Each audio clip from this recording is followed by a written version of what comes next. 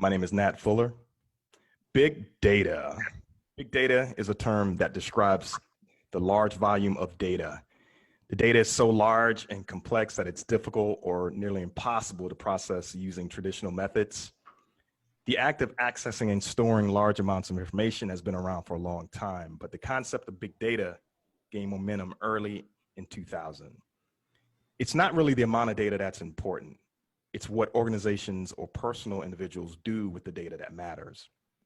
You can take data from any source and analyze it to find answers that will enable you to really understand cost reductions, time reductions. If you're a company, you can look at new product development, and you can also use it to try to make smarter decisions. Big data can be analyzed and it can be analyzed for insights that can lead to better business and personal decisions. So to discuss that particular topic in detail and more or have more further analysis on that particular topic, I have an all-star panel with me tonight. First and foremost, I have Mr. Aaron Wickowitz, has been a sales engineer with Looker for 2 years, specialized in federal and healthcare and life sciences.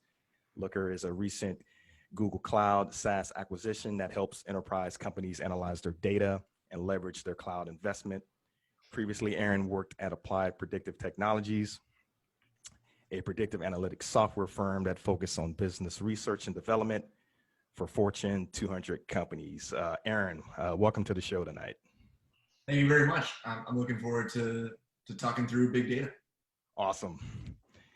Then we have Mr. Dexter Roundtree with Agamo Technology Incorporated. More than 18 years of experience in project management, system security engineering, system administration, system operations, system integration, and network engineering. Dexter has strong expertise in certification and accreditation. He has great experience in terms of leadership, in terms of managing security engineers, and also very experienced in looking at vulnerability assessments and penetration testing techniques. Dexter, hey, welcome to the show tonight. Thank you for having me, and I'm very excited to be here. Awesome, man. We're happy to have you here, man. Mr. John Saling, my buddy, has over 20 years of experience in supporting U.S. federal government customer mission focused on SQL and NoSQL database, data analytics, text analytics, big data, and geospatial use cases. He is currently running the public sector program for Couchbase. Prior to joining Couchbase, John helped to establish and grow the intelligence, defense, and federal civilian government business at MemSQL, Cubase Computing, SAP, NST, and Sybase. John, it's a pleasure to have you on tonight. Nice to be here, thanks. Mr. Obana Coates is the founder of Bloombar LLC. Bloombar LLC is a very notable online floral brand based out of Charlotte, North Carolina that offers amazing quality blooms for your lifestyle. Products include fresh flowers and wedding flowers. Obana, it's it's great to have you on the show tonight. Thank you so much. Appreciate it. And I'm extremely excited. Awesome. All right, guys. So, hey, panel, this is how we're going to proceed. So basically, I'm going to present 3 questions for you, and you're going to review these questions and provide some feedback. Our audience who is in or who is on the show right now, please send me your questions via the chat. I will review them and then submit them to the panel. All right. So guys, are you ready? Yes, sir. All right. Awesome. Challenge 1. More data was generated in the last 2 years than in the entire human history before that. Since 2012, big data has created 8 million jobs in the US alone and 6 million more worldwide. Stats show that the revenue generated from big data is ever growing. In 2015, it was responsible for 122 billion of profits. It's expected to generate close to 189 billion in 2019 and almost 274 billion in 2022. The US has the largest big data market. Revenues this year are expected to be over 100 billion. The UK will generate around 9 billion this year. However, the predictions of 2020 indicate that big data will be worth almost 420 billion for the UK economy. So interesting stats there, guys. So here's your first question. So I know I kind of gave sort of like a high level summary of big data, but what exactly is big data, right? In terms of like a novice user or just an everyday person. Aaron, why don't you start us off with that? So, Yeah, sure. So when I was thinking about big data, I actually wanted to first focus on just how we think of what data is first. I think a lot of people have this sort of misconception about data, that it is this kind of virtual thing that doesn't really exist in reality and is something we've sort of contrived or just made up. And it's really not that at all, right? Data is a representation of actual physical things that happen, right? Like when you're looking at a transaction log for a retail company, every single one of those rows represents an actual person going to an actual store and exchanging goods with that store. And even if you're, using an online business, like Obama's, flower business, even that is a very physical and real transaction where somebody is agreeing to purchase something and then getting something else in return. And those kind of occurrences have been happening, since the dawn of time. It's not just like a transaction that's occurring. Today we track the genome of every human. We could track the genome of every human, right? And those genomes have existed, since the beginning of time, right? The genome of any organism. So data and the physical things that we could observe and the physical things that we could look at and see have always existed. The only thing that's changed over the last 15 to 20 years is our ability to capture that information in a way that we can analyze and use, right? So like the genomes of every single organism have always existed, but we were never able to, take somebody's DNA and code every single sequence in their DNA until about 20 years ago, right? And so big data to me is, in the last 20 years, our ability to capture data and observations, physical interactions in the world that have always been there. We just weren't able to capture them. And it's growing because our ability to capture them gets better, every day as we get more and more technology. Okay, that's interesting. And that's a very detailed response. I never thought about it from, I guess, the virtual perspective, which kind of the way you kind of articulated that. And you're right. I mean, there are really not mechanisms in place to kind of capture all the data that's out there, because there's really a lot of data out there, right? But if you don't have ways of capturing it and recording it, then you don't really know about it. And you probably say to yourself, well, it doesn't exist, or there's things out there that I really don't know about because I never had a mechanism to try to capture that data. So yeah, I like that. That's a great answer, Aaron. John, what exactly is big data, right? I know you're coming from more of the database perspective, right? But what do you think big data is?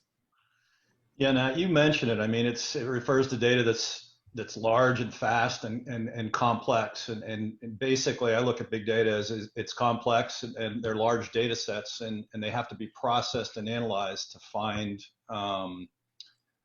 valuable information that can benefit, a floor organization or the government or a retail organization or any type of an organization. Right. But I think what Aaron says is capturing that information. In the last 15 years, the technology has gotten better to capture that, but it's generating a lot of data. It's enormous data, and you need to process those types of technologies. Coming from a database perspective, you really can't use one single product or component. You really kind of need an umbrella of technologies and products to harness that power of big data. So you need a solution that encompasses multiple technologies and a toolbox to integrate them. That's the kind of the way I look at that. Right. Actually, and that's a great point. I mean, kind of getting back to what Aaron kind of talked about, the tools.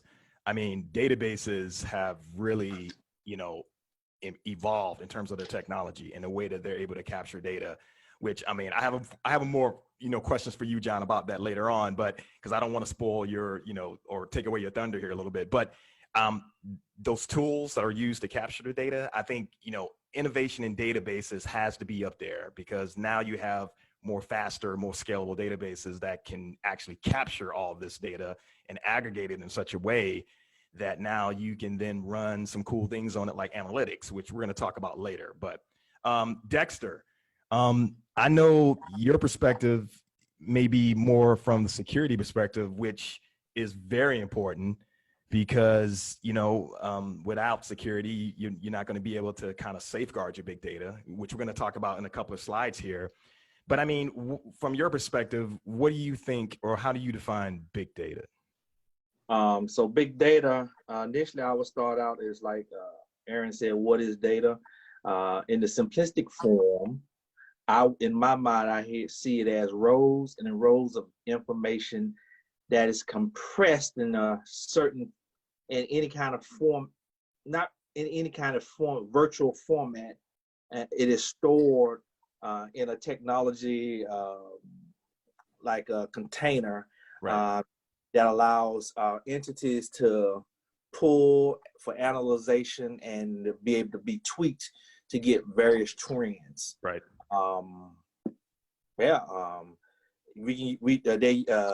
They use it for a wide variety of reasons. Right. But normally it's just to get the various trends to help, pretty much to help become more technology sound. Right. And you know what? You mentioned something very interesting there, the word container. And, for a lot of people who are not technically savvy, the container methodology is sort of like the new way to kind of capture data, right? Even there's certain databases out there that's kind of using containerized or virtualized ways of kind of grabbing data and compressing data in such a way that you can then scale and store up to petabytes worth of information in your database, right? And I think people are probably saying, well, why is that important? Because, we're talking about big data. We're talking about petabytes worth of information that needs to be stored somewhere.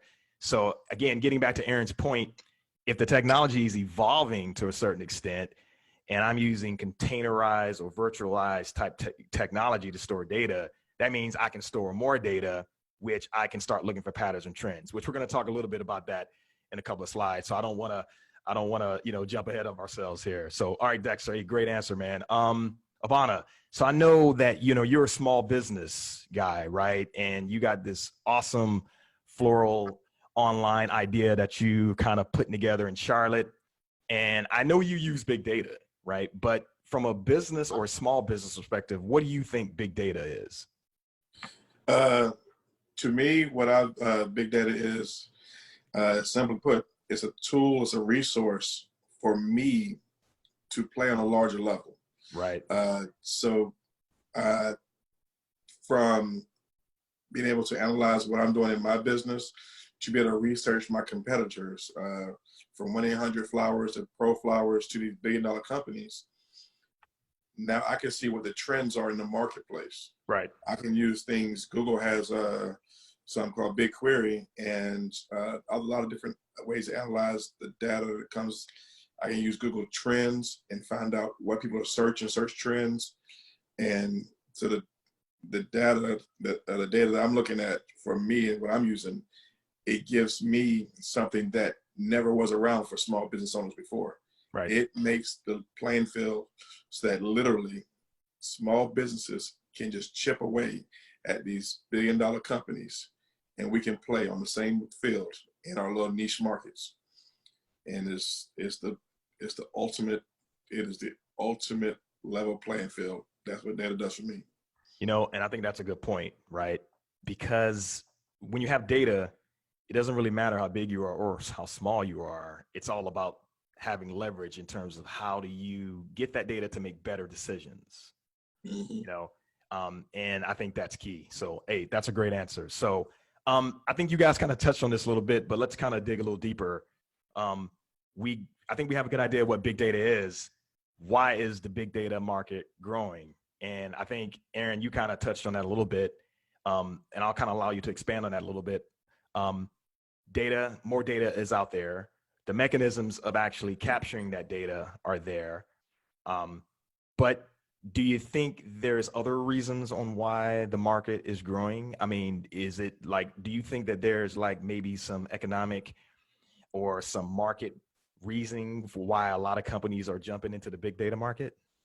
Oh yeah, I mean, like I would say that the value came first, and then the technology followed it. Although I'm interested if other folks who have been in the industry longer than I have may disagree with me, but I think the value was always there, and Right. the technology was chasing after the value, right? Like the idea that Obama's talking about, the idea that any company can have access to incredible amounts of information about their customers and about their potential customers, and knowing exactly who to reach out to and what search terms they should use and what products they should offer.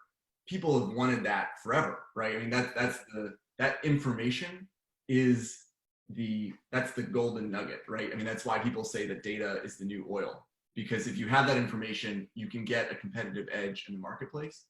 And technology followed that. There was so much importance in being able to capture what people were doing that the fact that you could better capture an online interaction than a virtual one meant that the amount of data that existed in an online marketplace grew exponentially faster. It was easier to store, it was easier to track, and it was easier for companies to get competitive advantages when they were using more online services. And so it's sort of inevitable that we've moved a ton of our economy over to the online marketplace. Right. That's interesting. So, I'm going to run with that because I like that, the online market. So, Abana, I'm going to come back to you now, right? Okay. So, small business out in Charlotte, you're in the floral business.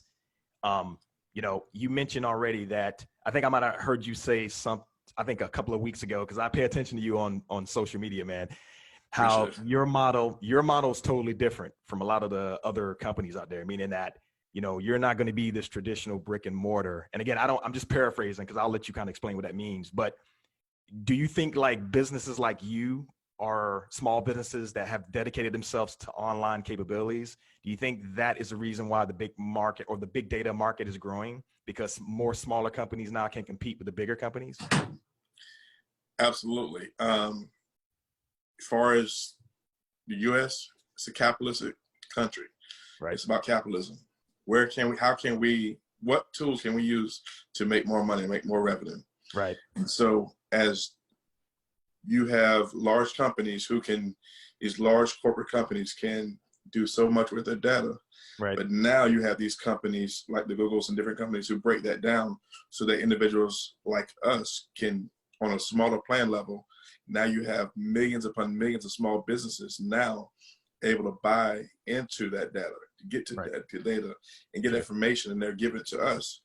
And so that gives us a playing field, like I said before, that we get to play on a different level. Like I literally now in setting up my business, I'm looking to be able to work inside of the southeast part of North Carolina. So not just Charlotte, but I can look at the data, I can look at the information that's available to me so that I know when anniversaries are popping up. And I can break it down to so many different levels. I mean, so many, and I apologize. The levels are surprising to me because I'm getting new at it. I'm asking for different people for help with it.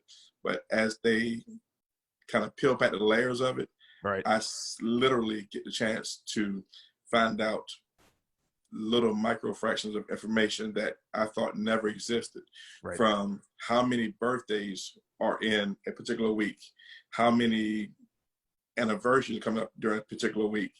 And so I know how to use my ad dollars. I know how to, what zip codes to spend money in. And it's just so many different things that we can use now that I can stay nimble, and I don't have to sit there and wait for a ton of people to give me information. I can literally go online, look at something, boom, boom, boom.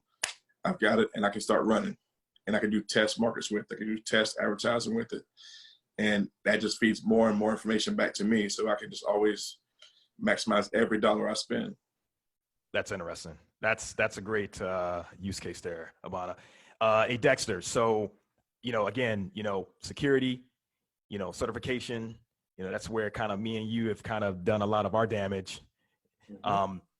with all this big data out there, I would imagine that security definitely is one of those things that's going to be needed with all this big data, right?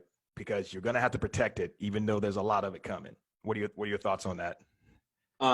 Yes, but the problem is, as you know, the data, big data folk and the developers and the database first people, all they want is just to have their data. They don't want to protect it according Right. to standard, which keeps us gainfully employed because we have to learn how to liaise very well. Right. But the biggest issue is once you have when you have it in a virtual or containerized environment, Right. really protecting it to make sure only those who have access, who need access, only are the only ones that have access. The problem lies a lot of customers don't really know who should have access to their data, so Right. they wind up providing it, making it available to everybody, which is one of the no-nos in security. Right. Right. So all those problems come up to the surface, right? Who has access, integrity of it, should it be encrypted? Should not be encrypted? Maybe those are, factors that are kind of pushing the market, because as all this big data is stored and aggregated, then naturally you're going to need innovation, whether or not it's encryption or whether or not it's some type of access control capability to safeguard the data. So yes. Right. And especially when you're dealing with PI and health Right. information, because we all know that we're pushing to make it available to everybody. Just like most data, they want to make, like for law enforcement, they want to share everything with all across the agencies, which makes it very difficult. Right. Awesome. And John, I know me and you had like various discussions on this, man. As new databases start to get better, faster, quicker, that particular market will definitely drive the big data market, right, to grow, particularly within a cloud environment, right?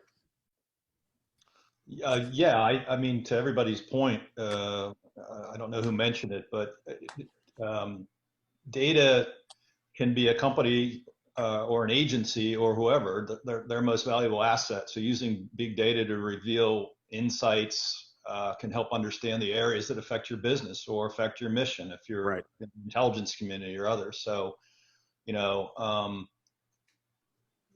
these understandings help drive impactful decision making. So technology has created the big data, if you will, but also you need modern technologies to process that, and you want it in real time. You want it faster. So the technology has to be getting better as the data gets bigger and bigger. So it's constantly evolving, and I think that's why the market, the big data market, is growing in all areas of the United States because of a lot of the technologies that have been developed to capture that type of data. I mean, it's enormous, and I'm sure you'll mention it changes on a daily basis. So, Right. yeah, I think that's everybody hit the nail on the head there from their perspective. All right. Awesome. Well, hey guys, that's the first question. So you made it. So we got more to come, but great answers there, guys. The next question. So I guess, it's probably safe to say that with all this big data that's, coming about, and there's new ways of catching all of this new type of data, that leads to the whole format, right? Like data comes in different types of structures, different types of formats. Why do we think there's so many different types of big data? And why are there so many different types of formats or different flavors of data out there? So why don't we start with, let's start back with Aaron again. Aaron, so why are we seeing so many different types of big data out there? Yeah, actually, I was reading one somebody defined big data as volume, variety, velocity. So it's a lot of data. It's Right. constantly happening, and there's a lot of different types.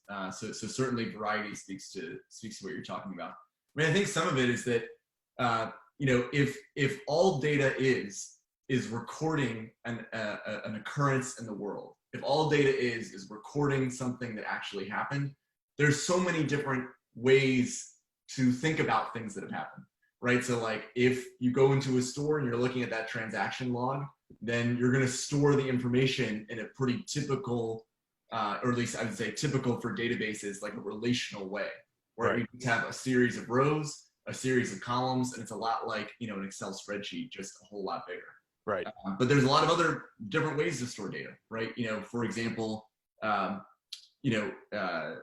idea of storing documents. So you're storing entire PDFs or Word documents, or, you know, with the rise of services like YouTube, you're storing videos, you know, or with Facebook and Instagram, you're storing pictures, or you're storing a combination of pictures and text.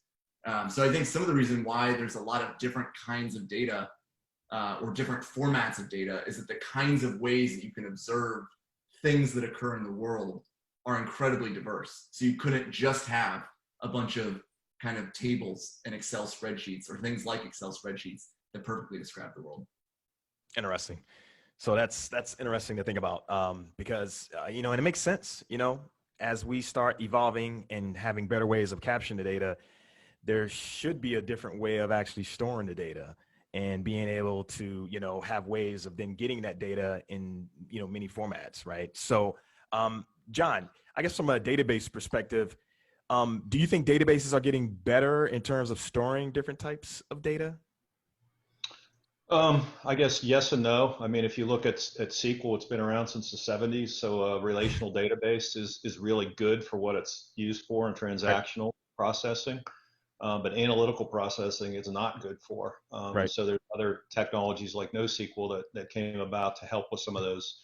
So, I mean, data, different types of big data, there's really, from my perspective, there's three types. There's structured data, you know, something like an employee table in a company database, Right. you know, with all the employee details, it's rows and columns. Then there's Right. unstructured data. And I think a lot of that, and email is a good example of unstructured data.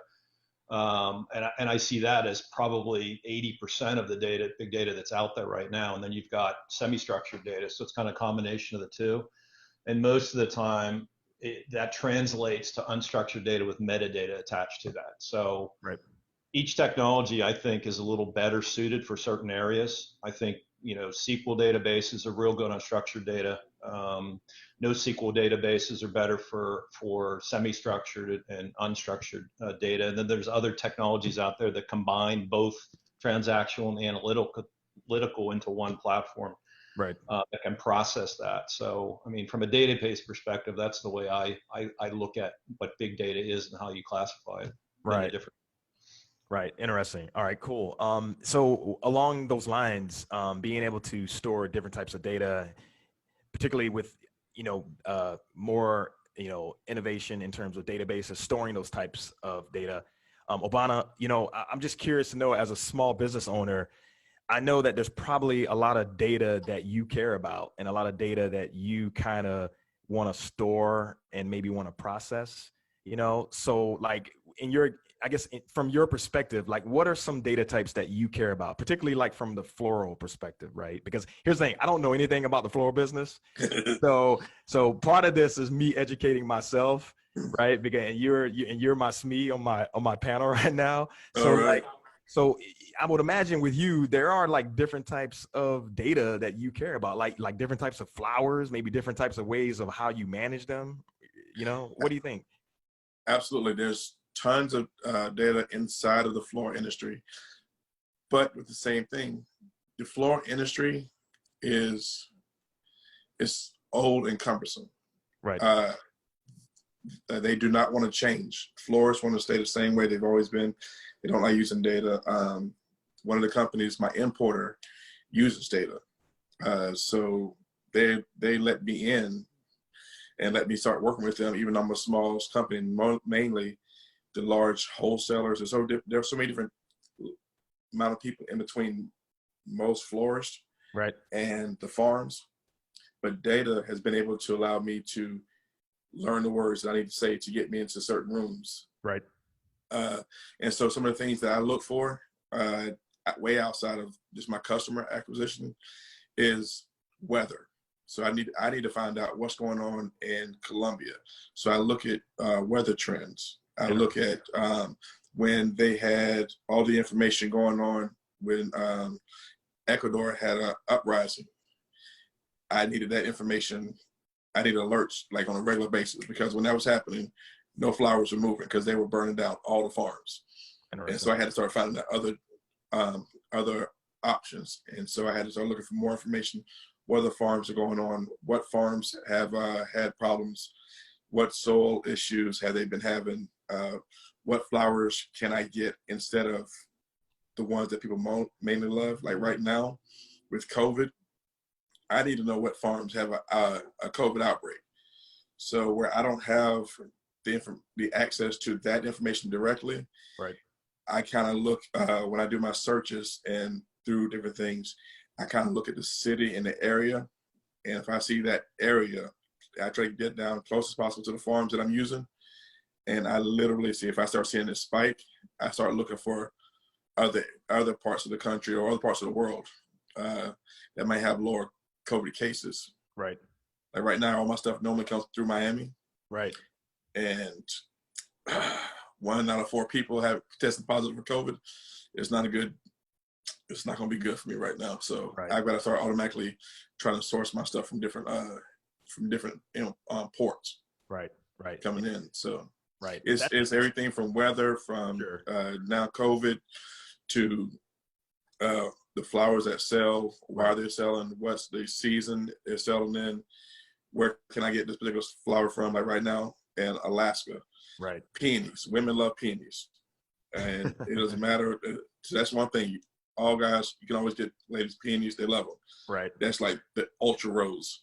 But right now, Holland is dead. There's no more peonies, but it's about to start coming from Alaska. So I've got to connect with somebody in Seattle who can get them from Alaska and ship them to me at the right rate, so that I can actually get something that most people are waiting for it to go through 5 or 6 different people before they get them here in this local area. And I'll only have to go through really one person, because the person in Seattle will be my actual connect with the company. Right. Right. You know what? Hearing you talk about that, man, what I was foreseeing in my mind was all those data points that you have to know about: weather, travel, weather in other places like Miami, now COVID-19. I mean, that's a lot of different types of data that even as a person like you with a small business, you still have to be aware of that, because you have to make decisions off that data. Yes, and also let's talk about logistics. I mean, that's just a whole other thing, just with everything going from the different airline companies to the trucking companies. Right, right. And even with the Uber trucking, driverless technology, right. Trying to study that. So all that information, be planning ahead in the future, is pretty much everything I study on a regular basis, day in and day out, just trying to find out that one little 1% thing that can give me a heads up on somebody else. Right, right. All right, cool, man. A great answer there, Obama. So Dex, with all those different types of big data out there, you talked about containers, right, and virtualization in terms of storing that data. I would imagine that there would still need to be some type of security consideration with that, because in the back of my mind, I'm thinking, okay, there's different types of data. All those different types of data could result into a certain amount of sensitivity, because you mentioned like PI data, right? Yeah. But this technology now allows you to store PI data with like maybe weather data, right? And then you probably could make the determination that, okay, one is less sensitive than the other. But, do you think that's a concern with being able to store all these different types of big data together collectively? So it's a concern if you don't restrict access to your PII, ensure that only the correct persons who need that PII has access to it. You don't want just any old weather person to be able to accidentally access someone else's PII. Right. So that's the problem. But in a sense, from a security standpoint, you have a data store, which is, in my mind, which is a bunch of containers. It could be a whole bunch of containers in there. Right. And the data is within those containers. And so any given container, you should not be able to move from one container to the other. It's pretty much like an apartment building, right, where Each apartment inside the building is a container, and only if you have that key, you can enter any given apartment. Right. That's how I see the containers within that data store.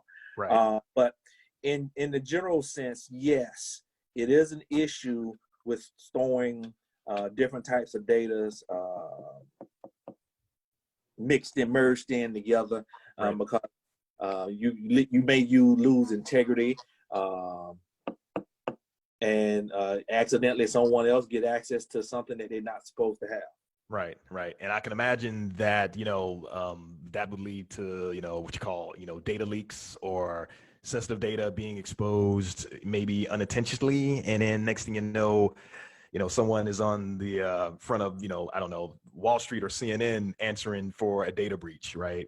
Exactly. Basically because social security numbers got exposed or something like that. Yeah. So, especially us contractors, not the political folk though. All right, cool. All right, guys. Great answers there. So let's move on. So remember the stat that I showed earlier. Basically, the U.S. has the largest big data market. Why? John, let's start with you. What's so special about the United States in terms of it having the biggest data market?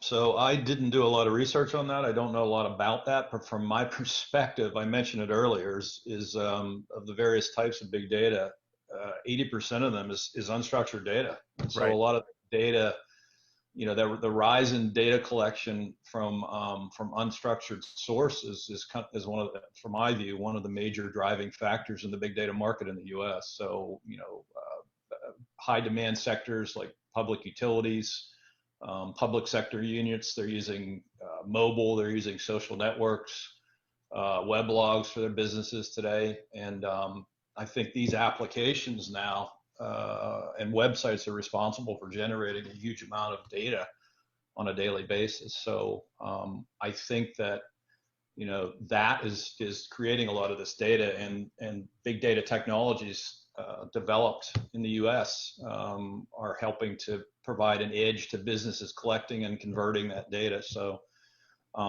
that's the way, from my view, is one of the main reasons why the US is probably leading this. Right. Okay, cool. And I totally agree with that. And that makes sense.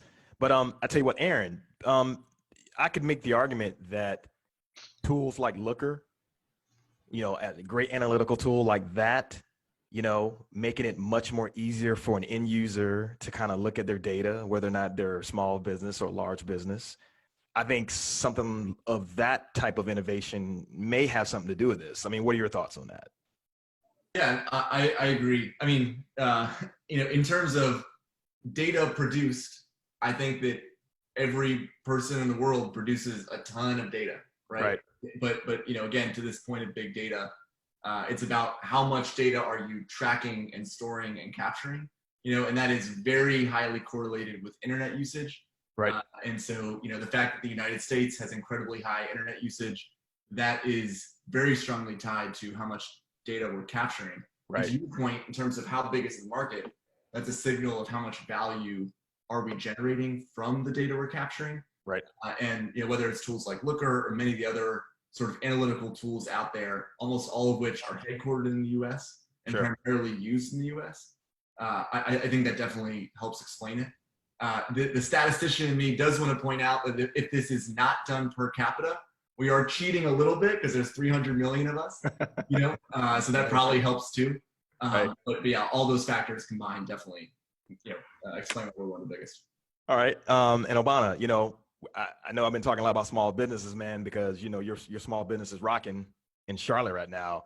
I can make the argument that a lot of this big data market has been driven by small business, because like you kind of alluded to, you can compete with some of the bigger guys now, just for the simple fact that you have more exposure to tools, more exposure to certain online capabilities, where now it's about knowledge is power, right? That's truly a true statement, in this particular, 2020 age, right? So first of all, do you agree with that? Do you think small businesses are kind of contributing to this increase in big data market, or do you think it's something totally different? I think that's a portion of it, but let's look at it from a different angle so much, because small businesses, a lot of us don't know about the information, don't know about data. So when we start to meet individuals like yourselves and the other gentlemen on the panel, and you start, you speak a little, we talk a little bit, and you say, hey, have you tried this? And like when he said, look, I'm already on my laptop on the side, looking it up. And so tonight I'm gonna be like digging into it, because we began to look for advantages. But the main thing is those advantages start to look for us, because when somebody on a large level and they have to go through, let's say for instance, a large company, you have to go through so many different channels, right? Or a government position, you have to go through so many people in order to get a yes for somebody to sell something, a product. While you're taking all that time to make the contract, and yes, it can be a large contract, and we know America wants all about the dollar bill, but you can also create a smaller, shrunk down product for small businesses. And now you go out and you create YouTube channels, and you create all these different things, and you educate people on what data is and how can you use it. And now you have a bunch of people paying $50 a month for this, $100 a month for this, $250 for this. And before you know it, you now have a whole new industry that wasn't there before. So you have, and it's not so much small business, I think, looking for it, but I think those companies who are able to really look and see and use data properly are looking for us to say, you know what, who wants this information? How can we break this down for the small business market? Right. And how can we educate them, use YouTube? And then next thing you know, boom, we've got companies, you got 1 million people paying $50 a month, right? Or $250, $350, or whatever amount. And as they grow, that amount gets bigger and bigger and bigger. Right. And they have more and more different options to offer. So for me, I think on the small business sector, it goes back to how can you charge, what the money that companies can make. So the more data is out there, and the more money can be made, and this company's going to capitalize on it. Yeah, good point. Great points there. Dexter, so I know, we obviously been talking about security, but I could make the argument also that there's sort of like, a project management perspective to this, right? Which, you basically have a lot of experience in that. Do you think that project management of big data is kind of contributing to this increase in market? Because I know we talked about security, we talked about volume, we talked about a lot of different things, but I do think that might be sort of like a PM perspective on this. Or do you think it's, something else? So I think a big driver in the big data market is the fact that you have various industries that has the need. For instance, like law enforcement. After September 11th, there was a big. It was shown that nobody was really sharing information, and the reason being is because everybody had their own segregated data points. Right. So you had these big companies, sort of like Google and Amazon, say, well, wait a minute, let's see if we can develop a major data store and platform to combine all of these. And so you needed program managers to actually gather exactly what is needed from the functional customer side, and then take it to the commercial side and say, okay, this is what we need, and do a lot of demos and get all the system engineering together to deliver a robust product per se. Right. But another big driver, I think, is the fact that here in the U.S., we're technology driven, and we save a lot of stuff in the cloud. And in the cloud, you have nothing but a bunch of data that's out there that's stored in the background. Right. And actually, that's a great point. The emergent cloud solutions and designs, you're starting to see more of that, and I know you in particular know exactly about that, with, in terms of the line of work that you do. So All right, great guys. Great answers there. So let's move on. I think this is the last question for our challenge one. Why does China, or I'm sorry, not China, why does Japan have the second largest market? And why does the UK have the third largest market? So again, this is based on some of the stats that I kind of threw at you guys. What's your opinion about that, right? Why do you think, Japan has the second largest market, UK has the third largest market? So, Obana, I'll have you lead out with this particular question, only because, you're kind of coming from a small business perspective. What are your thoughts on this? I'll be true with you. I would only go to say that it's going to be from my perspective. Right. The amount of businesses. Everything for me is based on businesses. So these two different countries allow a lot of individuals to have businesses. The restrictions aren't there as other countries may be. So therefore, with entrepreneurial out there, you can actually create more businesses, larger businesses, and be able to now, once again, data becomes more valuable on the market, because now you have the more people you have that want it, supply and demand. If there's regulations are low enough that people can use it, and it can make them profits, they want it. Okay. And some company, some government or something is going to be able to produce more and more information. They're going to seek out more and more information, more and more data that can be used. Right. All right. Awesome. Great answer. Dex, what's your opinion about that? Japan being the second largest, UK being the third largest. Why do you think that's the case? So I think that Japan is second largest for a couple of reasons. One is because they're technically savvy. They're right there behind the U.S. And I think they leverage not only internally but externally as well. Right. You can take the car industry, auto industry per se. Look at Toyota, Nissan. They're very big with exports. And why is the UK the third largest market? I would have to say because they're the main gateway in Europe. So they're probably the most technologically advanced in Europe, if I had to guess, especially with that's how I say this, because they're a partner in many aspects with the United States. Right. I think that's a great point. That's a great point right there. John, what's your opinion about this?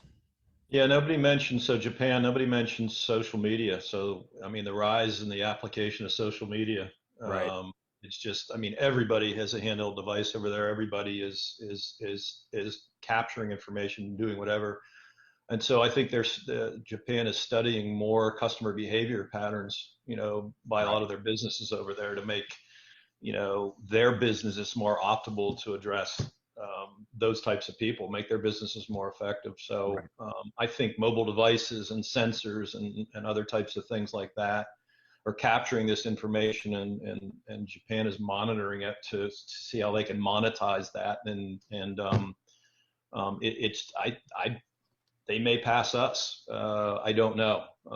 So we'll see. But that's probably my main answer is social media. All right. Awesome, man. Great answer there. So, and let's see, Aaron. We'll kind of finish up with you. What are your thoughts here? Japan, second largest, UK the third. Yeah, I mean, just to echo what kind of everybody's been saying, there are two countries that have a lot of money, a lot of thriving businesses, a lot of internet usage, and a lot of people. I'd be really interested to see if you measured this per capita, which countries have the largest big data market. I'd also be interested to see what countries have the highest percentage of their GDP is a part of big data, right? Because the US, Japan, and the UK are just three of the largest economies. Right. But as a percent of GDP, I wouldn't be surprised if a country like South Korea tops the list, right? A country that has an incredible amount of internet penetration. Right. That's interesting. Right. And that's a very great point there. That's awesome. All right. I'm sorry. Did you want to say something else, Aaron? No, that was it. All right. Awesome, man. All right. Great, guys. Hey, I think that was our last challenge one question. So, hey, good job. Grab some water because we're going to jump here into our next challenge question. And pretty much this is really talking a lot about the different industries that are using big data. So if you notice within healthcare, studies show that the adoption of big data analytics can save the healthcare industry up to 17% in healthcare cost. Okay, key note there. In 2013, the amount of dollars spent in cost reductions, or the cost reductions number for that was around 493 billion for the healthcare industry. In the banking industry, adoption of big data in the banking field will bring at least up to 18% increase in revenue. For a $1 billion company, this would come up to be sort of like 180 million a year. In the media industry, the analysis of mass amounts of data collected from 100 million subscribers has allowed Netflix to actually predict each customer's interest. And that's very interesting, by the way, guys. I'm a big Netflix type guy. And I always think it's interesting how every time I come to Netflix gives me these options on, based on my last experience, what I may, want to look at. So their big data influences 80% of all movies and shows watched on Netflix. And Netflix prediction algorithms also have been saving the company at least $1 billion a year in customer retention. All right. So with that being said, our first challenge 2 question here is, what exactly is big data analytics? Because I think we've clearly defined what big data is, but what are big data analytics? And again, Aaron, I'm going to start with you because, Google Looker background here. What's your definition on big data analytics? Yeah. So I mean, if we just kind of continue the train of like what data is, right? So there are occurrences and observations in the world. You capture those occurrences in a database or you store them somewhere. But if you don't take action on them, you don't get any value out of them, right? And for you to take action on them, to get value out of them, you have to know what actions you should take, right? And so when I think about analytics, it's really the study of all of these stored observations to inform what actions you should take, in the marketplace. Interesting. So it's almost like having all this data in a certain place, and then, okay, now that I have all this data, I need to start asking maybe certain questions about the data. And then once I really have the understanding of my questions, then I need to have some type of method to kind of, and again, I'm using like layman terms here, to kind of query that data or to kind of ask that data certain questions based on, my particular, topic of interest, right? Is that sort of like another way of putting it? Or, yeah. So it's very interesting method, particularly if we're talking about petabytes worth of information that you have to go through and really understand what the data is telling me and looking for patterns and trends. So let's see, Dexter, what do you think big data analytics is based on some of your experiences? So big data analytics is when an entity reviews large data sets looking for trends, to try to uncover information, to try to do some sort of prediction or as a forecasting about various types.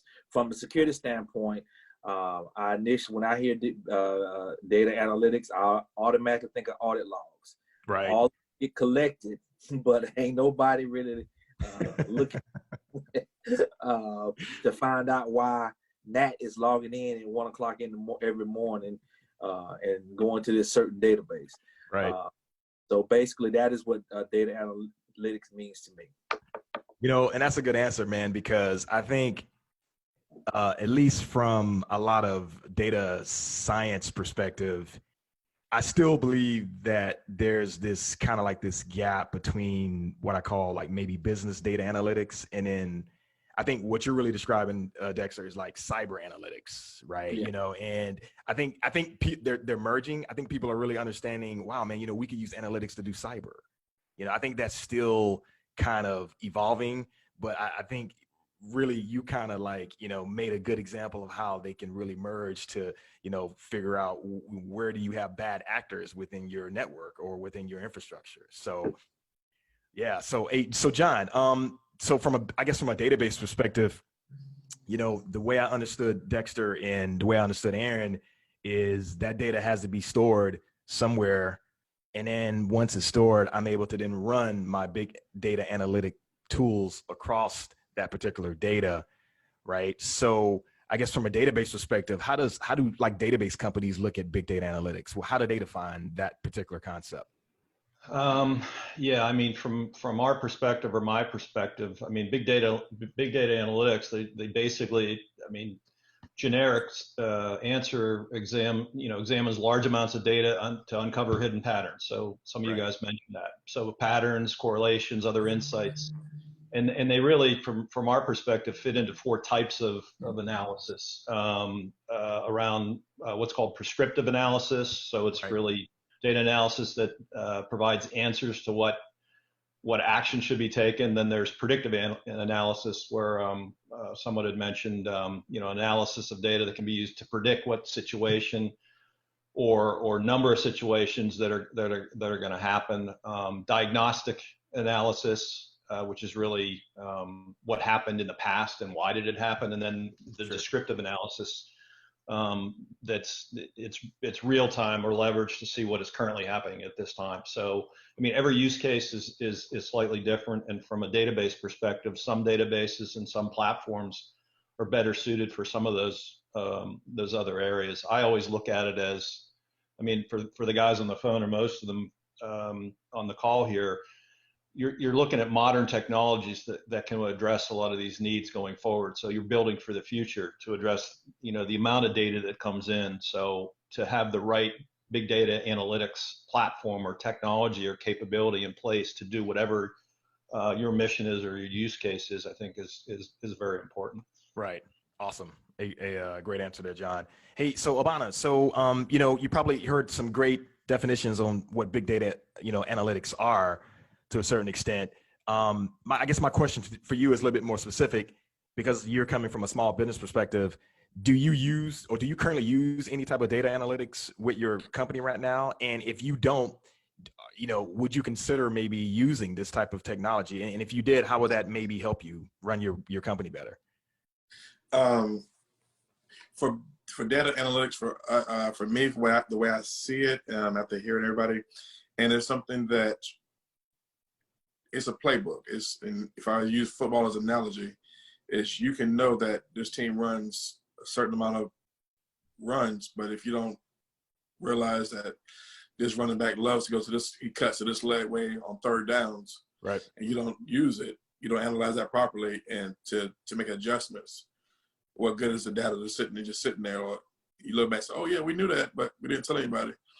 But it's the same thing in our world. So as far as things that I'm using now, I just finished having a few sessions with some MBA students that the local community college was offering to small businesses during COVID, and they were teaching me how to use Excel spreadsheets and Google spreadsheets. Interesting. And use the information, because I was actually paying for different services from small Salesforce and other different companies to analyze my customers, analyze different things, and also paying a higher level for my Shopify website, which does analyzation for me.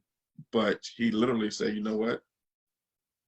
He said, help me set up different spreadsheets with Excel. Right. And now I'm using Google, more so Google Sheets, because it does give me a little more variety and it's easier for me to use.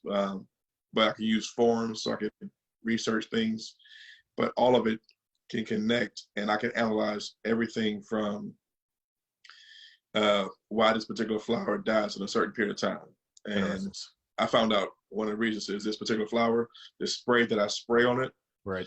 that make flowers last 3 weeks, those particular flowers hate this spray. And it's just weird. It's just, I didn't read it, but it's just one of those things I noticed over and over and over. And I was like, what? It's got to be something to this. Right. And so when I analyzed it, just using the Google spreadsheets, that was able to pinpoint what the problem was. Yeah, that's interesting. You know, your use case that you just provided, that's you know, again, I know nothing about flowers, man. So I'm thrilled to have you on here, because I'm sitting here like writing stuff in my notebooks and saying, oh, you know, I need to think about the type of spray I spray on flowers. So Yeah. I never would have thought that would have anything to do with the health of a, you know, or the livelihood of a flower, right? But I guess, that's from the flower food and all that. But it is really in any small business, whether it be a florist or whether it be a restaurant or whatever have you, if you got little things that you start to see, you notice that this particular food goes bad faster, or this whatever it may be, it's just gonna be that one of those things you got to find out, why is this particular thing not living up to its potential or not doing what it needs to be doing, and I've got to fix that problem because it's costing me money. And that's why for me right now, using the spreadsheets and the sheets, that's been helpful for me. As I grow to a larger set and start going outside of Charlotte, I'm definitely going to need all the information you guys are talking about. I'm going to need to find some stronger resources because that's going to be, once again, it's got to be, that is going to be the thing that separates me from everybody else, because most florists and even the large companies, they're still stuck doing the old way. And in order for me to play on this level, I've got to be able to move nimble. Yeah, totally agree. All right. Hey, great answers, guys. Let's move on here. Okay. So from a technical perspective, how does a company prepare themselves to use data analytics, right? So if we have, you know, a company like Obana's company where he's dealing with florist type data, and, you know, he seems to really want to leverage data analytics to help him run his company better or make him make better decisions. How does a company prepare themselves to use data analytics? You know, so hey, so Dexter, why don't we start with you? You know, so is there a certain type of training that a person needs to, you know, maybe think about, or is there some things that they can read, or, you know, how does one, you know, get themselves to the point where they can start really using or understanding data analytics? Well, initially what comes to mind is Google.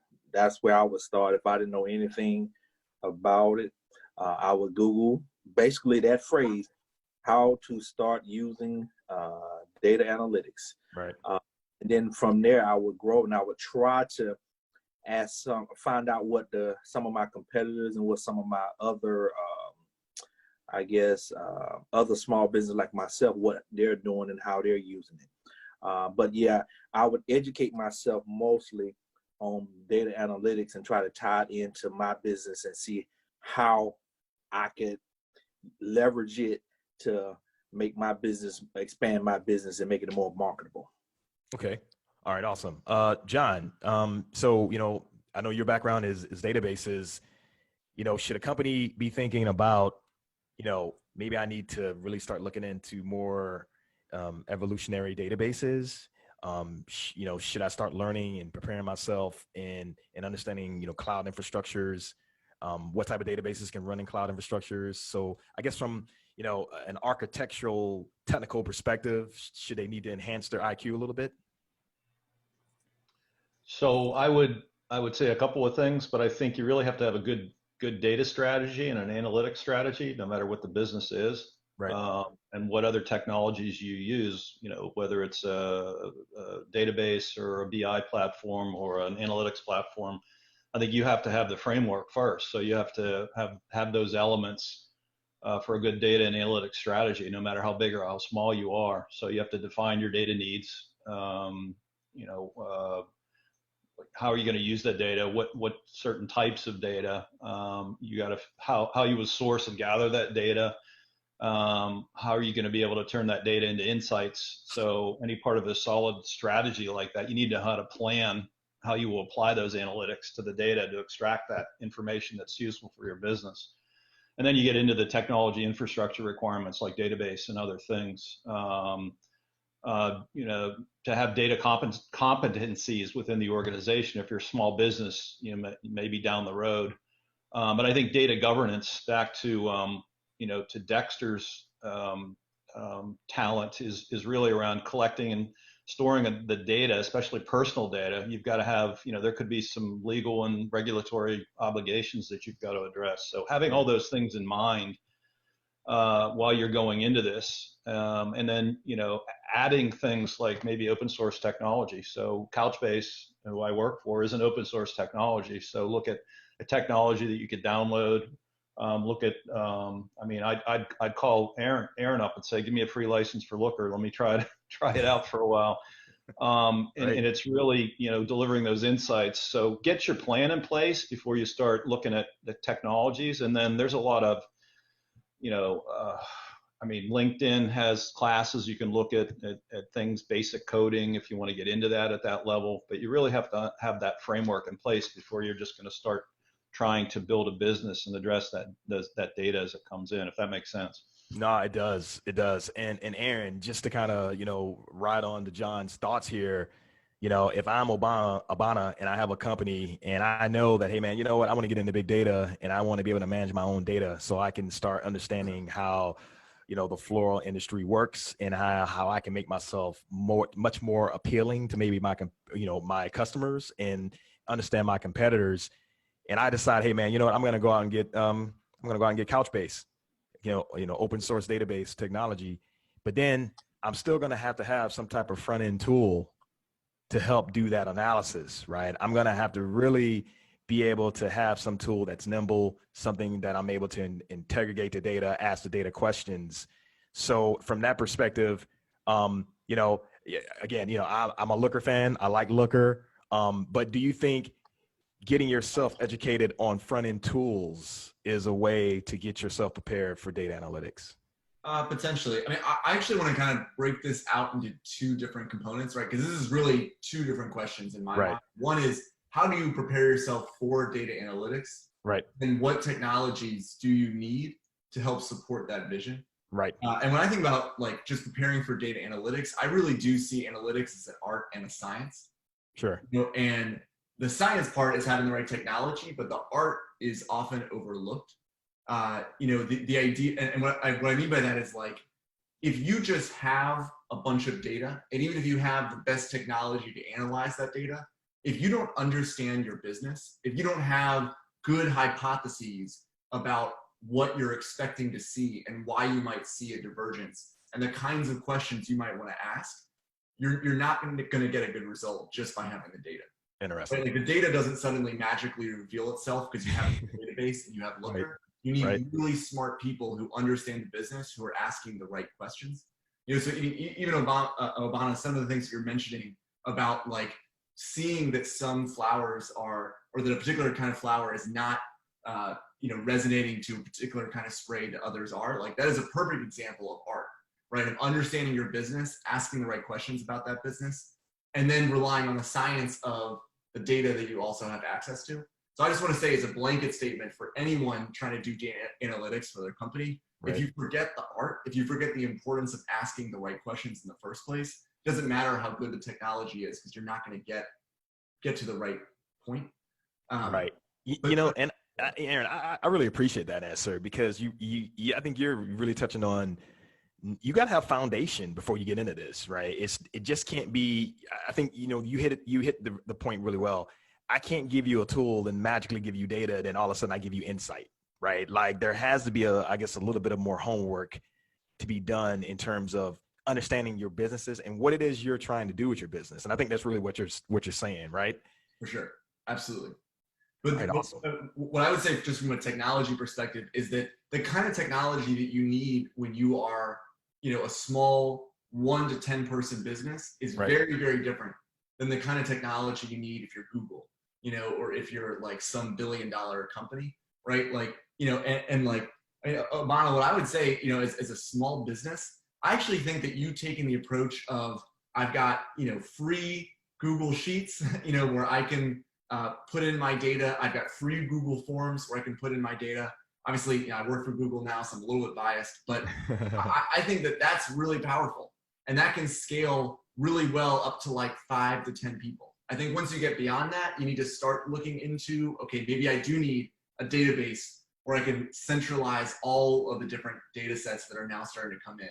Maybe I need a front end tool like Looker where I can bring everybody in my company together, where everybody can ask questions of this data set and get the kind of insights that they need to get out of it. But at the kind of very beginning, the challenge is if you start to bring on stuff that's not open source, it can start to become, a little bit more expensive. And it's not always necessarily the right choice for a small company. Interesting. Yeah, yeah, great answer there, Aaron. And I think I totally agree with you. I do think the art gets kind of overlooked, and I think that has a lot to do with the fact that we live in this age of machine learning, AI, and I think people are still really trying to understand what those terms really mean, right? And I think the whole human out of the loop is still not quite understood. So and so the art definitely gets glossed over. So all right, guys, awesome answers. Let's move on. This kind of relates to the last question, but what type of skill sets are required to use data analytics? And then let's kind of return back to you on this, Aaron, because I know you touched on about the art, right? Does a person need to be creative? Do they need to sort of like think out of the box? Do they need to be more into studying their business concepts and really understand what their business is trying to do? What type of skill sets are required for a person, who may not know what, I just learned about data analytics tonight, looking at Foresight and listening to these guys, but I don't even know what type of skill sets I need to even begin looking at data analytics. So what are your thoughts on that?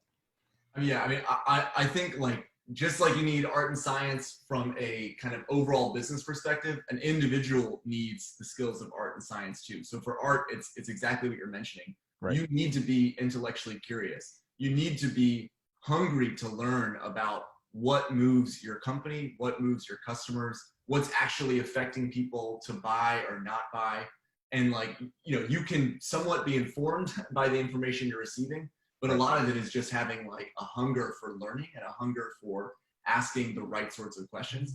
But then the science part of that is, even if you know the kind of question you want to ask, there is a science to knowing, if I see an answer in the data, let's say, for example, in this flower example, you notice that last year, in September, you sold 20% more flowers than you did in July. Right. Is that replicable? Is that going to happen next year? Right? Even if you have the ability to sort of ask a question and then get an answer, there are certain statistical concepts that are worth knowing.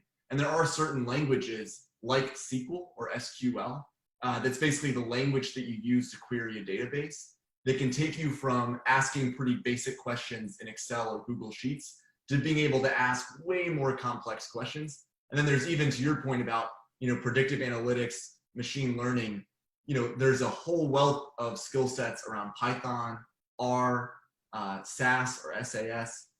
All of those kind of libraries have their own coding languages too, that if you can master those, you can begin to answer some really, really complex questions. But I really do think the foundation is the art. The foundation is having the intellectual curiosity. And then if you have the ability to answer the questions with rigorous scientific skill, right, that's critical too. Right. Awesome. That's an interesting perspective. And so, John, just to kind of, again, run along with Aaron, I can make the argument that, hey, I have the creativity, I got the art, and I have the passion to get into my data, so now that I'm using a front end tool like Looker or whatever, I still need what I call a database, something to aggregate all this data somewhere, right? So I guess my question for you, from a database perspective, do I need to, as a person getting into data analytics, do I need to know a lot about databases and how databases operate, since that's sort of where all my data is going to be stored? Yeah, I'm going to pile on what Aaron said, and I've been liking what he's been saying, and it's really, I mean, I looked up key skills for a data analyst, and they would be, and I think there was 7 or 8 of those things, and one of them was a high level of mathematical ability. I don't know if you need that. Programming languages, SQL, Oracle, Python, R, Right. those types of things that Aaron mentioned. I don't know if you need that, and I'm coming from the small business perspective, from what I'm hearing tonight, Right. the ability to analyze, model, and interpret data. I don't know if you need that, but the other 4 things I liked, and it's really problem solving skills, Right. to have a methodical and logical approach of how you're doing things, the ability to plan and work and meet deadlines, and then accuracy and attention to detail. So those 4, based on this discussion, I gravitate more towards, if we look at the use cases tonight, because as a small business, you're not going to want to just download Couchbase and start working on it. It's difficult. Right. The learning curve's a little bit there. If you know SQL, then it's not that bad. Right. Spreadsheets. I mean, use spreadsheets. Start out with something like that, something Right. basic. Anything to do with Google, I think, is a good idea. But to run a business, I think you have to have those 4 areas that I just said. Not the first 3, the science and the technical side of it. Right. That comes down the road. But if you're starting out or trying to get into big data, you really need to pay attention to your use case, your business, and how to address those specific questions that come up all the time, and how do you answer those. And so just to have those basic things in place, I think, to have that framework, I think, is really important. Awesome. Hey, so Dexter, so you mentioned something very interesting in a couple of questions back, where I thought you did a great job of introducing cyber into this discussion, right? So my question for you in particular is, if I'm a cyber guy and I've been used to doing penetration and all this type of vulnerability testing, but I want to get into data analytics, right? Where do you see the cyber knowledge skill set meeting the data analytic skill set? I would say the cyber skill set meets the data analytics skill set more from a theoretical standpoint, meaning as a cyber person, I know how to do all the security techniques, but once I get that, for all intents and purposes, that report, Right. that report on that network, Right. I got to be able to interpret that, be able to read Right. and interpret. So it's a little bit of having some sort of experience in doing analysis, Right. because you can be getting that data, but if you can't pretty much interpret or be able to read and get a clear understanding of it, it can look like Greek or Japanese to you. So I think it's pretty much more, as long as you have some sort of analytical background, or be able to have a little bit of, I want to say common sense, but I know that ain't the correct term, a little bit of fortitude to be able to utilize your experience in typical know-how, you should be fine from a small standpoint. But if you really want to get into the technical aspect of data analytics, that's when you should go get into more formal training. Right.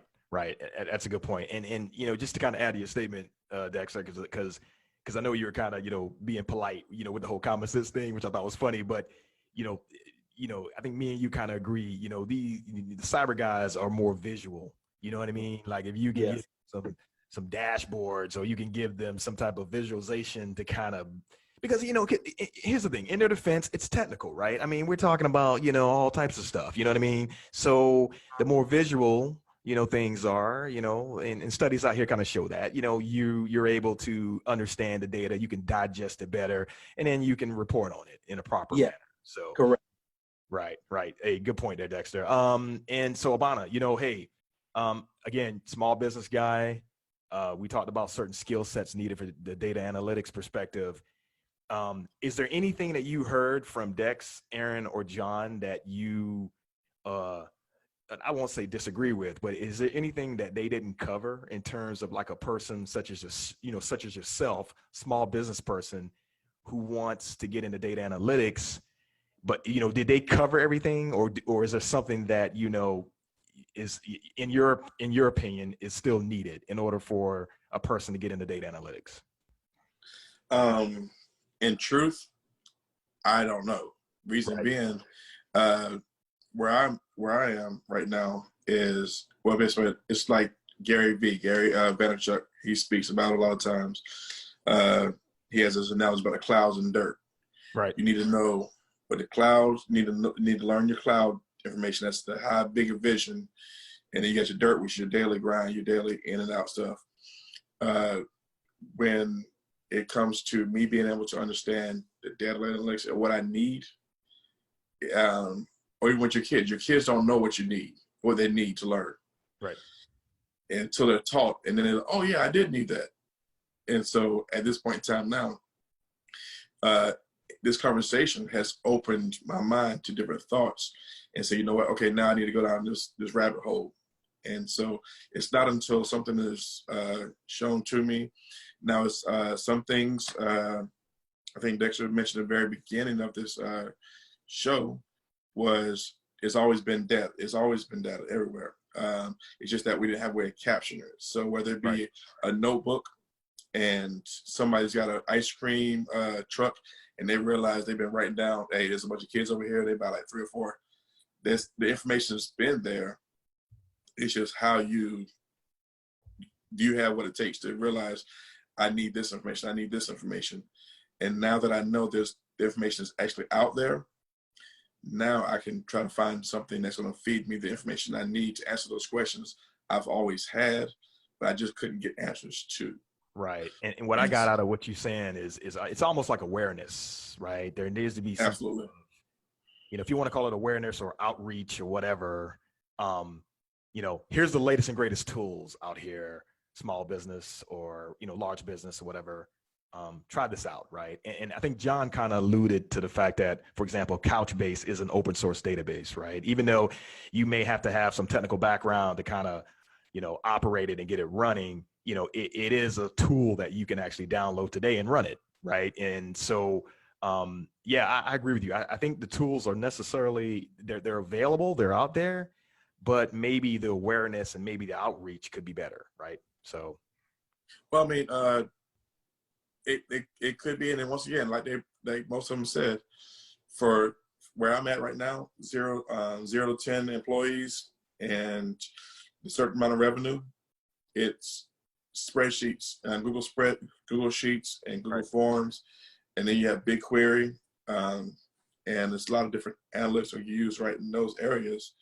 But as I move to a different level, and I realized, you know what, I need my questions to be different, because to get to $1 million is one thing, but to get to $100 million in revenue and to get to 200 employees, it's going to take me different resources, right, and a whole bunch of different questions. And so those are things that I just have to grow to, but always learning and testing. I mean, it's just what goes back, like somebody said earlier, about being curious. You're in small business world. If you're not curious and you're not testing and you're not playing around, like I'll play around with things that are way above my knowledge base, but I'll play around with it and then I'll file it in the back of my head, or I'll file it on a piece of paper, say, come back to this later on. And I'll just go back to my notebook sometimes and look, so, okay, you know what? Now we're ready for that. Right. All right. Awesome. Hey, great feedback, guys. Let's move on. Again, kind of ties into the last question, but let's talk about it a little bit. Specifically training. What type of training would you guys recommend to either a big or small company in terms of data analytics? Aaron, we'll start with you again. So I think some of the things you kind of left off with, Aaron, was some of the skill sets is being creative. And you got to have that creativity and a drive to dig to get to maybe a different type of outcome or different type of solution, or even if you don't know the solution, you have to dig more to really understand what it is you don't know. But so those are kind of like the skill sets. Is there any training that you would just recommend to either a big or small company in terms of getting into data analytics? I'd probably focus on small companies first, because if you're a big company, by the very nature of big companies, right, you're specialized. You're gonna hire somebody who just does this one specific function, and if they've been doing that function, like they just do machine learning, or in my case, I just do the analytics and visualizations, or you just do databases, you're gonna be very highly specifically trained on whatever you're doing. But in terms of either small businesses or in terms of like just kind of learning when you don't know much. I mean, I remember, when I was in college, I didn't really have a background data analytics.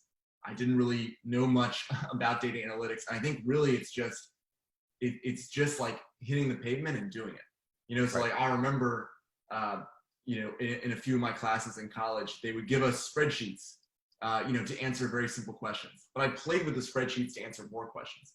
You know what I mean? I pushed myself to answer things that I wouldn't otherwise be able to answer. And then I found like public data sets online, and I would download them, and then I would see like, okay, what can I learn from this information? And I got better at Excel, and I got better at like asking questions, and I started reading, blogs. Like 538 is a blog focused on like political analytics.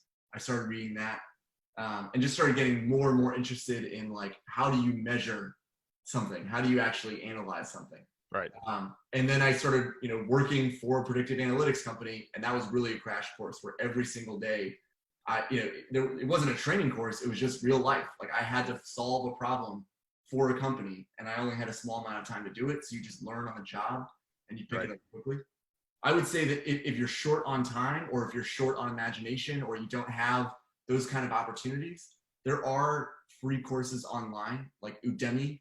So it's Udemy, Udemy, has a series of courses on learning SQL, a series of courses on analytics.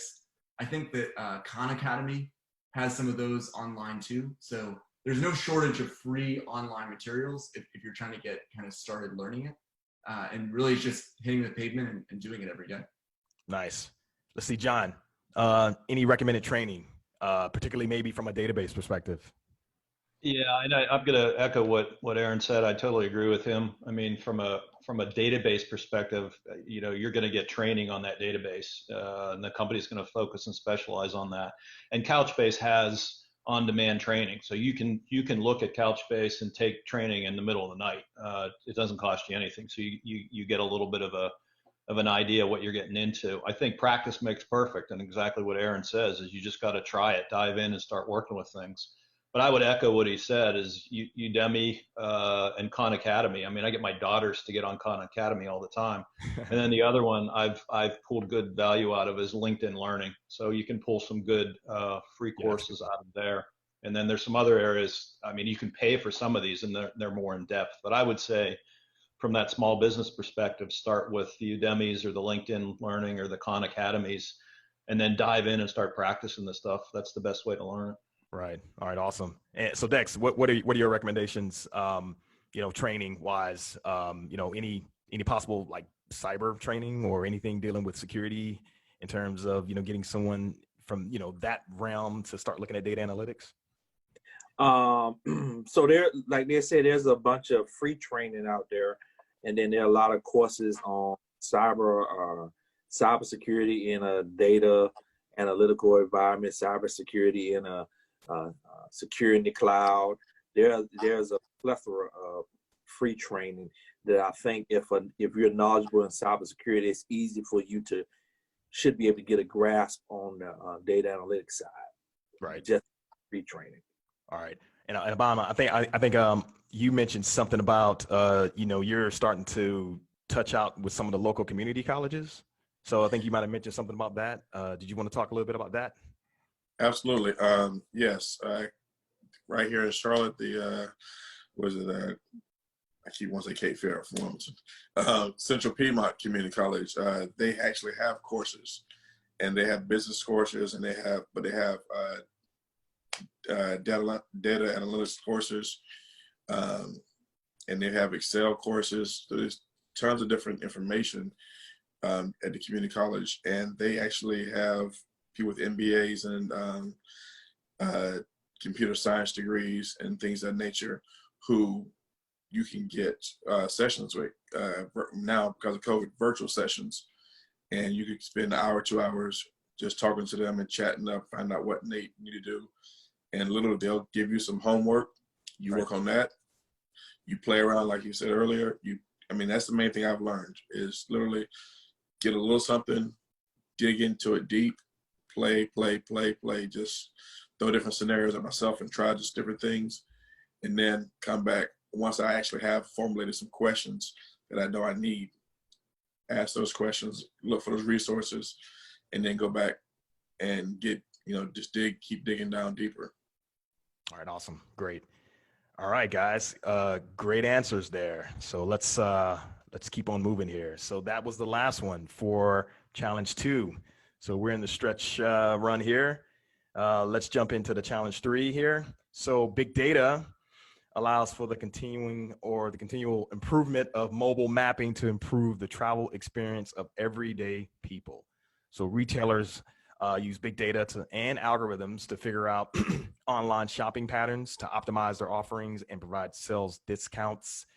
And as you know, big data also allows urban planners to develop new understanding of how cities function, better highways and bridges. So, big data is being used to actually improve the livelihood of a lot of people, not only within this country, but around the globe. So with that being in mind, what are the other ways that big data can improve our lives? And what I'll do is, Obana, I'll kind of start with you on this. You mentioned you had some good points earlier about just trying to, overall, make you a little smarter about your business operations and maybe other things you didn't, you weren't aware of. Do you think, are there other use cases or other ways that big data can help improve, maybe your life or improve your business or just improve, overall operations of what you're doing? Absolutely. One of the things that I've been paying attention to most recently with the social climate that we've had in our country this year, and it's Robert F. Smith, the billionaire who donated the money to Morehouse students. One of the things he did was he realized that small banks, especially with the PPP loans, that small businesses, especially minority businesses, but small business period, weren't getting those loans because the small banks weren't able to access it because they didn't have the right data, they didn't have the right system set up. So he created things so they can actually have the information, get the data, because they knew who their customers were, but they didn't know how to access it. And he created avenues for them, as well as he created with one of his companies through Vista. He created a basically delivery, what's the thing called? Forgive me, brain slipping. But when you contactless pickup. So a lot of restaurants didn't have websites where you can come and have somebody come just pick up your food up from there for contactless pickup. And the problem was that these other companies like Grubhub or whatever were charging like astronomical fees. So he had the data, he had the information, his companies did. And so I instantly started telling different small businesses and small restaurants around here about it. Some of them got a hold of it and being able to have an hour, 2 hour wait for food versus 15, 20 minutes made a big difference. That was one of the restaurants here. They literally went from 2 hour wait on some of their food to 15 minutes because we could order online versus having to wait for somebody to pick up the phone and keep hanging up and all that kind of stuff. Right. So that in my personal life, that was one of the things that I, over just in the past few months, made a big difference. And I know that was because of the data and the information that he had. Okay, that's a good example. Dexter, what are some other ways big data can improve our lives? Okay, so sorry about that. I just was thinking about waiting 2 hours for some food. That must be that North Carolina barbecue. Don't be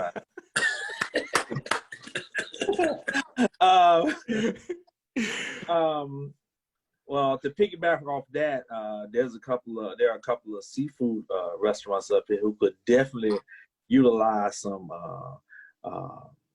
a new online ordering service because they are horrible. When you said that, it made me immediately think about them. But improving our lives, I know myself as a cybersecurity person, I break the rule because I got so many passwords and pins.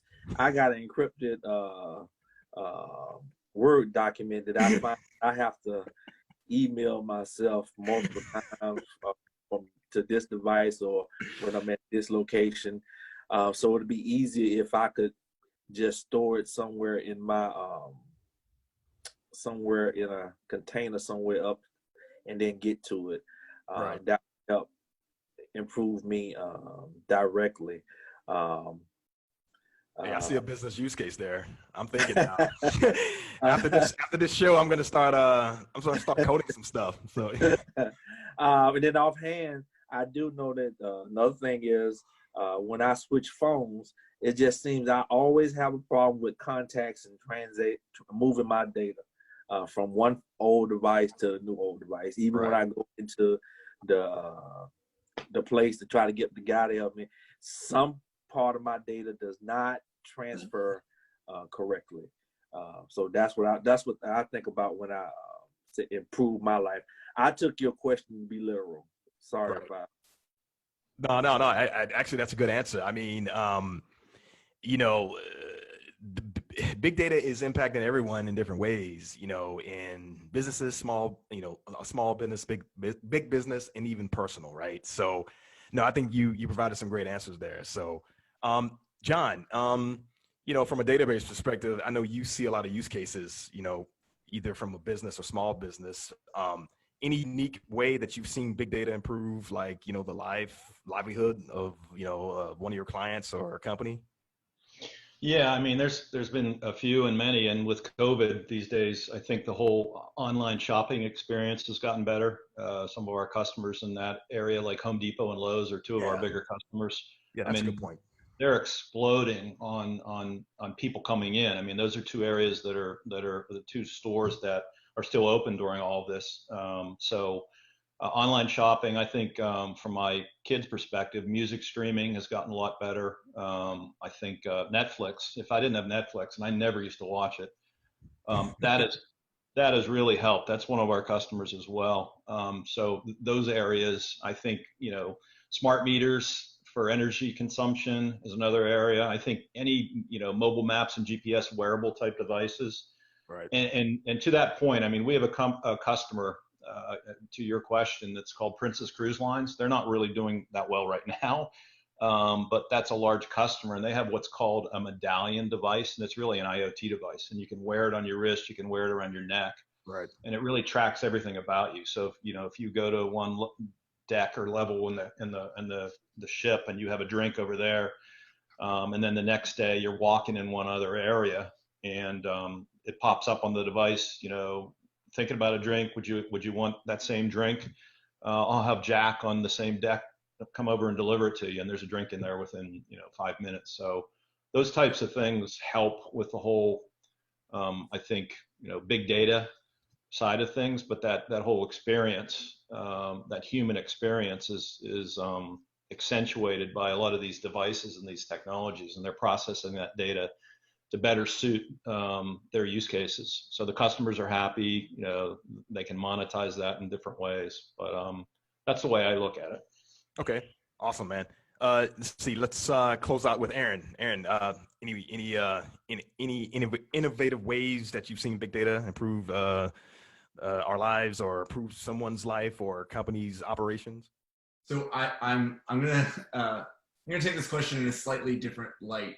All right. And I hate to be the young activist here, but I will for just a second if you guys will forgive me. I think that data is not good or bad, and analytics is not good or bad. Right. Data is just a series of observations, and analytics is just people that are measuring that data. Right. That can be used for good, and many times it is used for good. But I think it is worth measuring or worth mentioning that just as often that's not always used for good. Right. Like public policymakers decide where they put prisons based on the reading levels of second grade students. Right. And the government, or not necessarily our government, but governments around the world, including ours at times, has used an incredible amount of data to to monitor their citizens and monitor other citizens. Right. And even think about companies like I went to like we were talking about small businesses and restaurants. I went to a local restaurant that I go to every week, and I used to order off of Uber Eats from them, but I found out Uber is taking 30% of that order from them, right? And like you think about the number of businesses, small businesses that have closed because of Amazon's ability to kind of combine a bunch of different forces together, and they get economies of scale that a small business would struggle to compete with. So Right. I say all that to say, I also love the, amazing convenience of Amazon, the amazing convenience of Googling whatever I want and seeing any of my friends on Facebook or Instagram or watching whatever I want on Netflix. But data and analytics can be used for things that do not necessarily improve people's lives. So I did want to raise that caveat. Right. And challenge Right. the question a little bit. I think that's a valid statement. And I think that's an awesome way to end this particular question, because you're right. I mean, it's not, I think it goes back to the thing we said earlier. If you have knowledge, you have power, and sometimes that could be used for, bad, instead of always being used for good. So, Aaron, I think that's an awesome point, man. Let's see. We kind of touched on this a little bit. What tools can everyday people use to analyze big data? Looker, if you don't know about Looker, awesome tool. Obama mentioned something about spreadsheets being used, Google Sheets, a lot of different, different websites out there that can be used. But I guess, did we miss anything in terms of when we talked about this earlier? Is there anything that, as we're going through the session here, you probably, I forgot to mention this, right? Is there any other tools out there that maybe someone could leverage to analyze big data?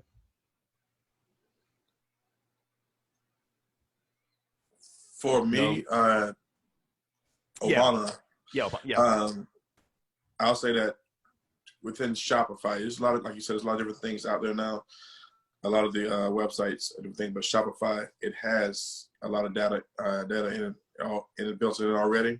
So everything from now, they created a delivery option. So when my drivers go out to deliver, it'll show them the routes to take. So that's already built in. And so that's a tool I can use for the delivery guys. It also helps me get everything into QuickBooks. And that's another tool for my financials that I can use, or you can take it straight to a spreadsheet. So it's everything from websites like Shopify to Google Maps, Google, so many different things. So yeah, those are some of the things right that I personally can use. Okay. To analyze a big business that I already have to my reach. Right. Okay. Cool. Anybody else? Anything that we forgot? Left off the list? Yeah, I think we kind of covered that. I think we probably provided some great examples of that. So, all right. What steps can everyday people take to protect their personal data? So we talked about big data. We know it's out there. There's tools out there. There's training out there. What are the necessary steps, in our opinion, that we can take to protect our personal data? And and what I want to do is I'll kind of start with Dex on this, only because I think Dex has some experience in this. So Dex, what would you recommend in terms of everyday steps that you need to take to protect your personal data? For one, use a VPN whenever you're communicating electronically online. Right. Try to, when you set up passwords, make sure the password is complex and has multiple characters in it, some upper and lowercase. That's another way. And encrypt any files that has any potential data that can identify you. Right. That probably is those are the easiest things you can do straight off without me going into more in depth. Of course, you update your devices when prompted by your manufacturer. Right. You have to be careful with that because you don't want to get hooked into clicking on a link and you download something that's malicious. Those are the basic things that you can do to protect your data on a daily basis. Okay, cool. See, John, Yeah. database perspective, what do we need to do to protect our data stored in those databases? Yeah, I don't know if this is a database perspective because I have 3 teenage daughters, and I wrote these things down and I have them in front of me right now because I tell them Right. this all the time. And it's really, I mean, it's echoing what Dexter's saying in some areas. It's, put passwords on all your devices, Right. and use stronger passwords. I keep a book, and I also keep them in online. Sometimes are locked in my handheld device, password protected, which I sometimes forget, which is why I have a book. But set up two-factor authentication on all your financial and email accounts. I think is a good practice. He mentioned use a VPN. I mean, don't do any online banking or shopping on an unsecured network, or Right. you have to use a VPN. I tell them this all the time. Don't give out personal information on the phone or through an email or a text. I mean, basic stuff. To me, it's common knowledge. And then did you mention opening email attachments or clicking on links within emails? That's another area too. So I think those are my 6 areas that I would push. Okay. I don't know if that's from a database perspective, but that's from a personal perspective. Right. See, Obana, small business. What's your opinion about protecting the personal data? Any recommendations? Any things? Any procedures or steps that are working with you particularly well? As of right now, that's one of the things I'll be honest, I need to make sure I start studying that because I know that is very important. I'm just relying right now on Shopify. I do use two-factor authentication, but one of the things that I see constantly on an even smaller level, on a basic level, and I constantly see it, I'm like, why are y'all still doing this on Facebook? When they ask questions, and it's the simplest question in the world, and you just should know that you're about to get scammed. And they'll say, hey, what was your childhood card? And people start putting in what their childhood card was. Or what's your mother's maiden name? Oh, my mother's maiden name was this right here. And it's like just little ways it's the most simplest things. We know it's all the answers from your bank information in case you lose your password. And there's those questions they put in like a little, not even a sneaky way of saying it, but they just ask, hey, everybody post your what color was your first car, or whatever it may be. And it's just simple things like that from my level. But as far as from the business point, I need to do a better job, and I need to figure out what things I will need as I grow. Because right now, I've just been basically using the security that my website has already built in, and the two common factors. Okay, cool. Let's see, Aaron, what steps do we need to take to kind of protect our personal data?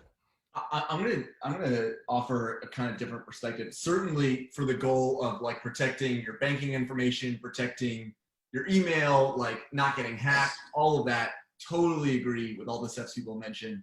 I mean, couldn't agree more. All those steps are the right steps. I would add though that like there's another element here that people don't always realize how much of their online activity is tracked, right? So like if you Google something, you will get a Facebook ad for it within an hour, and that's not a coincidence, right? Like, these services like all work together and, provide that for you. So if you're okay with that, then that's totally fine. Like keep using those services. But if you're not, there are certain services that can, for example, there's a search network called DuckDuckGo that is completely 100% private, doesn't track anything. There are apps like Signal that do not track anything you text, because if you text something about a product, you might get a Google ad for it, you might get a Facebook ad for it. So when we think about personal data, it's not just your banking information, it's also like literally what are you searching, what are you engaging on in an online place. I'd also say be careful posting anything on Facebook, posting anything on Instagram, even saving something to like a Google Doc, because it exists in the ether, and it can potentially be hacked by someone else, even though it's extremely unlikely. It can happen. So it's worth thinking about just all of your online activity as part of your personal data. Awesome. Yeah, jump in. Fellas, if you guys are within my area, where I'm gonna end up like in the DMV down to Atlanta area, don't listen to him as far as that information goes. I'm gonna need that information so I can sell you flowers. There you go. Fair enough. So leave that all open so I can make sure I can get you later on. All right, guys. We're almost at the stretch here. What's the future of big data, and why should anybody care, John? What's the future of big data, and why should everyday people care? I mean, the simple answer is big data is reshaping society as we know it today. And listen to everything we've talked about over the last, minutes or hours or how long it's been. I think it's really strong. I think the onslaught, and I mentioned before, the onslaught of IoT and connected devices has created a massive uptick in the amount of information. So I think all that information can be processed and analyzed. And I think the world as we know it in 10 years is going to be completely different. The technologies, machine learning, and, God forbid, artificial intelligence. And you and I have talked about this before. Right. ML and AI are going to change the way we do business, the way the military does things, the way, everybody does things. So I think it's just going to get better, hopefully, and the technologies are going to get better, and it's going to go rapidly. So it'll be exciting to see where we go from here. Awesome. So Dex, what's the future of big data, man? And why should everyday people care? So the future of big data, I see it growing more and more because I think Aaron mentioned it. When you're online, they're collecting your information. So all that is stored somewhere, and they're analyzing it to try to get you to sell, to buy stuff. And I think we as a society, we fall for it. What was your second question, Nick? Everyday people, why should everyday people care about the whole big data, evolution that's going on? Okay, so everyday people want to be cognizant of it because they want to make sure that their information, especially their privacy information, is protected. Which is because, like I said before, we all live on our devices, and if you don't have certain little security features in place, you're already compromised. You're already behind the 8 ball because a lot of your stuff is already out there. Right. Awesome. Let's see, Obana, from your perspective, why should we care? Or what's the future of big data, and why should everyday people care about that? The future of big data, like everybody said, it's going to be the advances we've made over the past 20 years. I remember when we first got a microwave. Now we know our microwave should probably order food for us. It knows what we want, what we needed. With our milk is empty, it's just going to get faster and faster, and it's going to disrupt. Because a lot of people say, "Oh no, it's Amazon is disrupting." It's not Amazon. It's the information. It's the data. He just happened to get it all together. The analytics is what they did, but it's going to disrupt industries that never thought it could be disrupted before, and it's going to create opportunities and destroy things overnight. Just like we saw Blockbuster come and go over a decade, but then Redbox pretty much was up and down in a matter of years. It's going to be more industries that go up and literally crash in a matter of months, weeks, I believe. All right, awesome. See, Aaron, take us home, man. Future big data. Why should everyday people care? I'll do my best to wrap up. Yeah, I mean, I think like if you look at the progression of just the amount of data stored, it is staggering how much it's increased. I mean, it is not like a linear curve, right? It is an exponential, like hockey stick, just going up and up and up and up, right? So the future is not going to be any different than the past. If anything, it's just going to accelerate more than it ever has before. And the number of people around the world who whose data is being stored and captured, the number of things that we are able to store and capture, the speed with which we can store and capture that, it's just going to go up and up. I mean, folks talked about IoT. It's absolutely true. Things like self-driving cars are going to totally revolutionize our economy and our society and our world. I mean, our society has already been so profoundly affected by big data. Every time we go online, every time we do anything with our phones, that's all a result in one way or another of big data. And it's just going to get that much more, a part of our lives. So it is in many ways, everything. All right, awesome. Great question, or great answers, guys. So, hey, first and foremost, I'd like to thank all you guys for providing your insight and input into this session tonight. I also like to thank some of the attendees that joined us tonight. I would like to kind of tell everyone to kind of, stick around, or if you want to kind of, talk a little bit more about this topic, do so. We do have a few people, I think, still online here. Foresight will return in September with another episode. So be looking out for your invites. Thank you, everyone, and be blessed. Thank you. Thank you Thanks. for having